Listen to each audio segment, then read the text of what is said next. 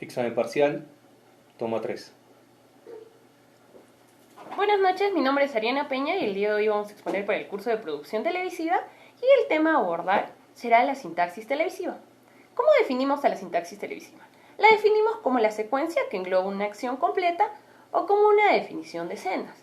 Se divide en la escena, que son las unidades dramáticas definidas por la unidad de tiempo o de lugar. También tenemos al plano, que se define como la mirada de la cámara en sí en cada posición que adopta ante el objeto y cada objeto utilizado nos dará un diferente plano. ¿Qué viene a ser el plano? Como un conjunto de imágenes que constituyen una misma toma. ¿Y qué es la toma? Nos preguntamos. La toma viene a ser el número de intentos con la que grabamos un plano. Es la madre del plano y es el trozo de cinta que se graba con continuidad de tiempo. Bueno, cada plano tendrá una duración distinta. El plano detalle viene a durar de 3 a 4 segundos y los planos generales de 7 a 9 segundos. La composición de la imagen es la disposición de todos los elementos visuales que se interrelacionan entre sí para que compongan una imagen satisfactoria. Estas vienen a ser las reglas o normas de diseño que se siguen para lograr una mejor calidad y fuerza en la imagen. Entre las reglas de la composición encontramos a la regla de los tercios. Esta regla nos indica que las intersecciones de las líneas nos indicarán dónde se colocará nuestro punto de interés en la pantalla del objeto a tomar la fotografía. Se divide en 9 cuadrículas. En segundo lugar tenemos a la regla de la mirada. Esta nos dice que cualquier persona, animal u objeto que sea el punto de interés de la fotografía debe tener más espacio hacia donde dirige su mirada o también puede ser por donde la persona ingresa, el espacio queda libre. La última regla, pero no menos importante, es la de simetría. Esta nos dice que los elementos que se comprenden como uno solo, siempre y cuando sea regular y sobre todo que este objeto sea simple. El tercer tema a tratar es el guión. ¿Qué es el guión? Viene a ser un instrumento en el cual dejamos establecida la forma en que vamos a trabajar. Puede redactarse a mano o computadora. El guión es importante porque nos ayuda a predecir el trabajo que vamos a realizar y también comunica a los miembros del equipo de producción lo que vamos a hacer y lo que queremos hacer. También ayuda a los camarógrafos a determinar cómo deben mover la cámara. Ellos se guían del guión. También es importante recalcar que a más compleja sea la producción que vamos a realizar, es mucho más necesario el guión. La persona dentro del equipo que esté encargada de verificar que se cumpla el guión, como está determinado, es el script. Dentro de los guiones encontramos tipo de guiones, como viene a ser el guión literario, donde se detalla en palabras lo que vienen a ser los personajes y lo que se va a hacer dentro de la escena.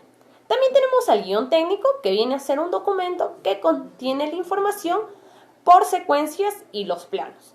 Tenemos al storyboard, que es un documento que describe la historia a narrar, pero en viñetas y de manera dibujada.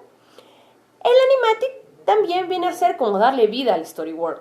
Muchas veces se suele poner un audio en el animatic, pero solamente provisional, para poder ver cómo queda el material y así para poderlo corregir en una etapa temprana.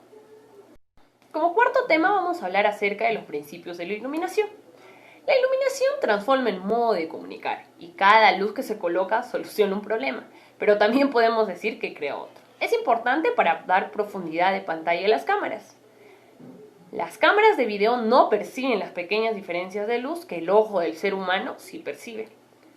Dentro de los principios de iluminación también tenemos medidores de iluminación que controlan la intensidad de distancia del objeto, a la fuente de luz, la distancia también del objeto y cámara.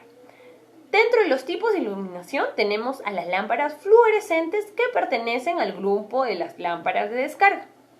La más famosa dentro de estas lámparas es la luz diurna y la podemos encontrar desde tonos rojos y azules. También tenemos a las luces incandescentes. Estas nos ofrecen una luz de alta intensidad y solo se utilizan en el estudio. Debemos tener en cuenta que una vez que las están desconectadas no deben ser movidas hasta que se enfríen. Dentro de los principios de iluminación tenemos la teoría de los 3 puntos de luz. La luz principal viene a ser del nivel intermedio entre la luz dura y la luz suave. Se encuentra entre los 30 o 45 y es la mayor y la principal. En segundo lugar también tenemos a la complementaria o secundaria. Esta es de menor intensidad y de luz blanda. Esta cumple la función de compensar las sombras que nos da la luz principal. Viene de 45 grados de derecha a izquierda del objeto. Las luces posteriores cumplen la función de iluminar el espacio desde detrás del objeto. Estas nos dan separación de la escena y un poco de dimensión. Esto a su vez también duplica la intensidad que nos da la luz principal. Que también, por último, va de fondo y esta luz es una luz que nos da contraluz. También crea el efecto de silueta y va dirigida a las paredes del set, que nos crea una ilusión de profundidad. Y por último tema tenemos la entrevista. La entrevista viene a ser utilizada como un recurso o también como un método para obtener información. Las entrevistas suelen ser un diálogo entre dos o más personas. Tenemos que recordar que la entrevista es un recurso de invalorable cuantía. Tenemos tres tipos de entrevistas. Las informativas, que son las que recogen información, valga la redundancia, puede ser para un telediario y pueden ser de política. Las de opinión, donde se recogen los juicios de valor de interés público. Y por último tenemos las mixtas, donde se cambian las opiniones y los datos empíricos. También tenemos los tipos de preguntas.